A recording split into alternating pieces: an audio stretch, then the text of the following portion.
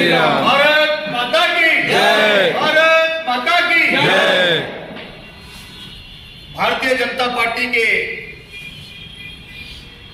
यशस्वी परम सम्मानीय आदरणीय पूजनीय श्रीमान कैलाश विजयवर्गीय जी, राष्ट्रीय महासचिव एवं पश्चिम बंगाल के शिल्पकार प्रभारी, जिनके प्रयासों से आज पश्चिम बंगाल में शून्य से शिखर तक लाने वाले आदरणीय सम्मानीय हमारे मार्गदर्शक दलित वर्ग को अपने हृदय में बिठाकर रखने वाले श्रीमान कैलाश विजयवर्गीय जी को हम सभी पश्चिम बंगाल के दलित वर्ग, अनुसूचित जाति वर्ग की ओर से हार्दिक बधाई, शुभकामनाएं देते हैं। और साथ ही साथ भारतवर्ष के 100 प्रमुख व्यक्तियों में उनका नाम आया है, इनके लिए भी हम समस्त अनुसूचित जाति का आभार व्यक्त करते हैं। मित्रों, ज्यादा समय नहीं है क्योंकि आदरणीय श्रीमान कैलाश विजयवर्गीय जी काफी व्यस्त होते हैं, चुनाव का माहौल है। सर, मैं 2 मिनट बताना चाहता हूं। पिछली बार हम 15-20 दिन यहाँ आए थे अशोक पटेल जी के साथ। हमने भिन्न भिन्न विधानसभाओं में घुमा, जैसे पाली विधानसभा क्षेत्र, शिवपुर, बैरकपुर, टीटानगर, टीटागढ़ और नवापाड़ा। थोड़े इन क्षेत्रों में हमने दलित वर्ग के ग्राउंड स्तर पर हमने उन दलित वर्गों से भाजपा की ओर अपना अधिक से अधिक मत कराकर सोनार बंगला बनाने में आप अपना अमूल्य योगदान दें। कुछ क्षेत्रों में हमको समस्याओं का, सवालों का भी हमको जवाब मिला और कुछ प्रश्न ऐसे आए, हमने उनका निवारण भी किया। तो मैं ये समाज के जितने भी दलित वर्ग, अनुसूचित जाति वर्ग के लोग यहाँ उपस्थित हुए हैं, मैं इस मुद्दे से हटकर एक बात बोलना चाहता हूँ। इंदौर शहर में जो भाई पटेल जी रहते हैं, वहां की कांग्रेस सरकार ने उनको राजनीतिक षड्यंत्र के तहत उनके परिवार को इतना उत्पीड़न किया। केवल ये दलित वर्ग के ऐसे कैलाश विजयवर्गीय नेता हैं। हम गर्व करते हैं कैलाश विजयवर्गीय जी की कि इनके ही माध्यम से मध्य प्रदेश के कमलनाथ सरकार को मुंह तोड़ जवाब दिया और इंदौर शहर में आग लगा देने की धमकी दी। तभी उन्होंने कांग्रेस ने वो अपने केस वापस ली। ऐसे महान व्यक्तित्व नेता को मैं सादर नमन करता हूं। मैं सौभाग्य हमारा है कि कैलाश विजयवर्गीय जी के मुख्य अतिथि के रूप में मैं उनको संबोधित कर रहा हूं, ये मेरा सौभाग्य है। मैं सुरेश राम जी से आग्रह करूंगा कि वाल्मीकि, हेला, जितनी भी उपजातियां हैं पश्चिम बंगाल में, आप तो अपना मत करेंगे ही करेंगे, लेकिन आप एक एक व्यक्ति 10 लोगों को ले जाकर बूथों में ले जाएं और 100% भारतीय जनता पार्टी को अपना मत करें। इस विश्वास के साथ मैं आदरणीय श्रीमान सुरेश राम जी, जो 50,000 एम्प्लॉइयों के, ऑफिशियल एम्प्लॉइयों के महासचिव रहे हैं और 98 से भाजपा के पश्चिम बंगाल के अनुसूचित जाति वर्ग के उपाध्यक्ष रह चुके हैं, उनसे आग्रह करूंगा कि अपनी समाज के 2-3 मुख्य मुद्दे आप कैलाश जी के सम्मुख रखें ताकि कैलाश जी इसके ऊपर रोशनी डाल सके। और यह निश्चित है कि दलित वर्ग भारतीय जनता पार्टी को अग्रसर है। कैलाश जी, हम आपको भारतीय जनता पार्टी के जितने भी 72 विधानसभा हैं हमारे कलकत्ता शहर में, 72 के 72 और ग्रामीण क्षेत्रों में जितने भी वाल्मीकि समाज है, नहीं बंगाल की बोलो, यहाँ की बोलो, कलकत्ता के जितने भी विधानसभाएं हैं, भारतीय जनता पार्टी को एससी वर्ग का वोट 100% मिलेगा।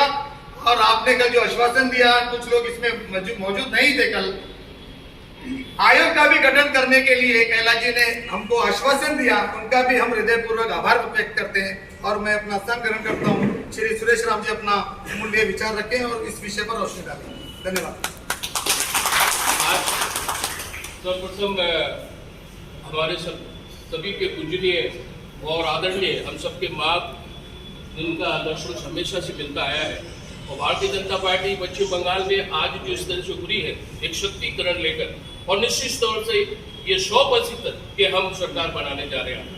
और ये जो सरकार बनेगी निश्चित तौर से ये आदरणीय और हम सबके प्रिय आदरणीय कैलाश विजयवर्गीय जी का बहुत बड़ा योगदान होगा, क्योंकि इनके बिना मैं नहीं समझता कि यहाँ सरकार संभव थी बनेगी।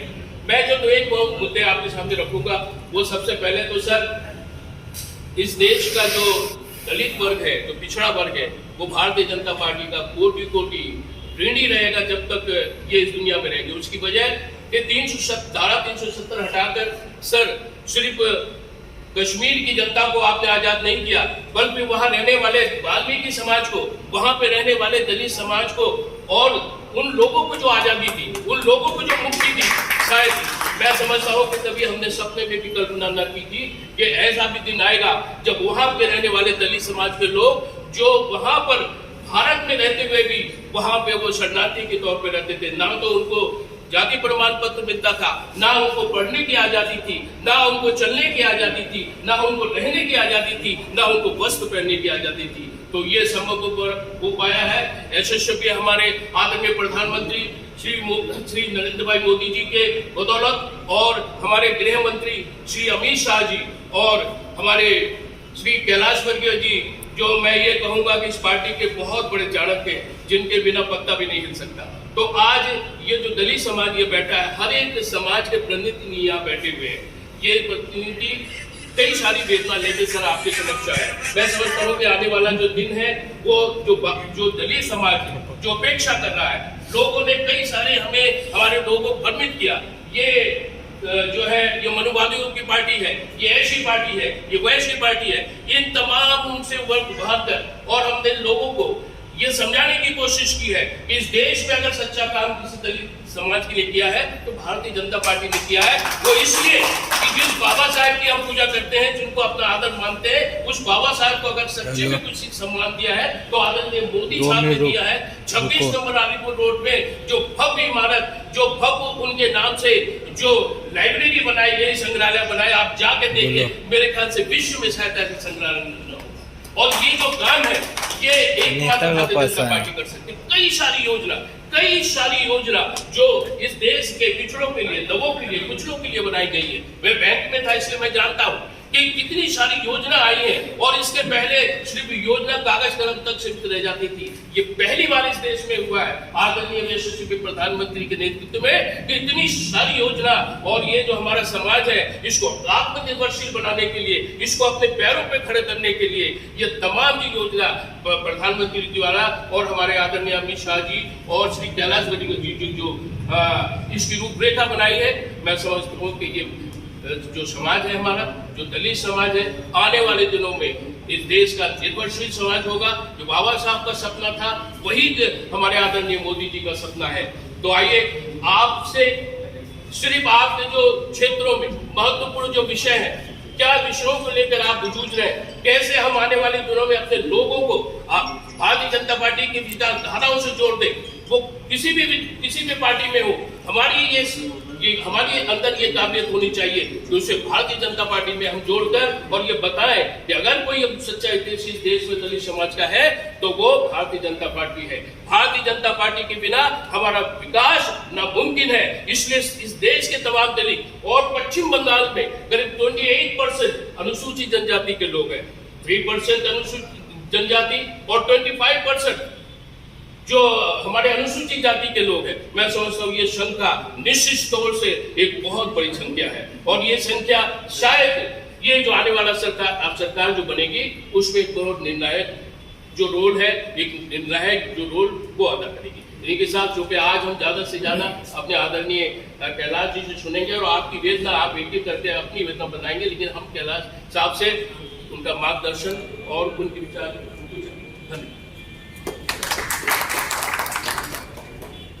धन्यवाद सुरेश जी, सतीश जी।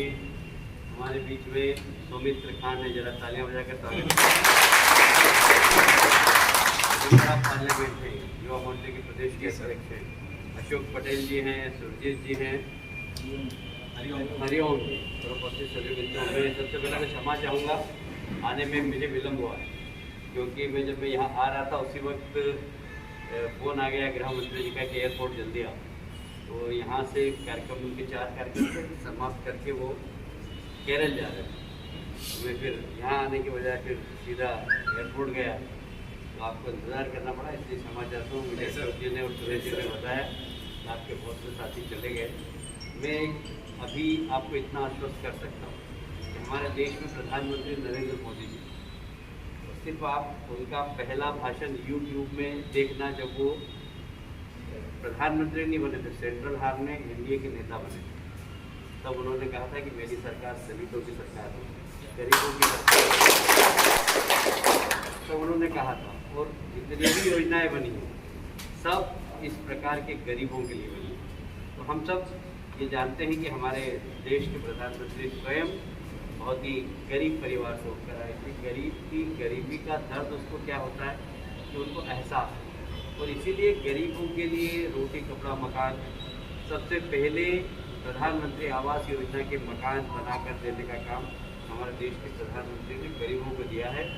और आज से 2 साल बाद इस देश के अंदर ऐसा एक भी गरीब नहीं रहेगा जिसके सर पर पक्की छत नहीं होगी।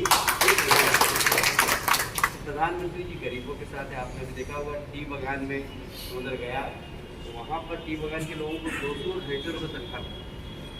हमने जब ये बात प्रधानमंत्री को बताई, उन्होंने घोषणा पत्र में कहा कि हम कलेक्टर रेट से उनको पेमेंट करेंगे, कम से कम 350 रुपये प्रत्येक मजदूर को मजदूरी देंगे, इससे कम किसी को मजदूरी नहीं मिलेगी। इससे ही मुझे पता लगा सफाई कर्मियों को तो बहुत ही कम मिलते हैं, 6,000 7,000 कॉन्ट्रैक्टर।